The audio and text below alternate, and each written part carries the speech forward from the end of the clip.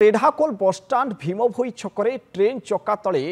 क्षमा करेंगे ट्रक चक्का तले पड़ जाइछन्ति क्षीर बिकाली दुई गोड़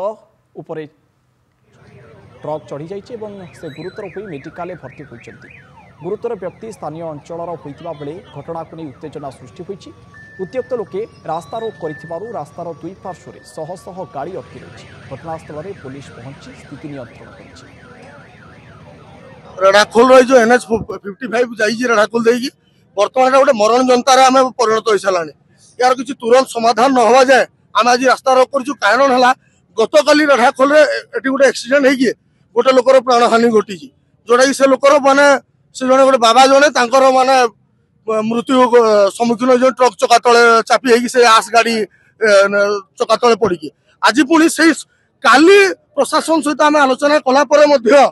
आज पुणी से सेम दशा से समान घटना आज एवं रिसेंट जस्ट 5 मिनट आगे आम गोटे गोटे साधारण क्षीर बिकाली जड़े ट्रक चका तले आसी दुईटा गोड़ छिड़ी जाइए जना पड़ी रेढ़ाखोलवासी केते सुरक्षित अच्छा।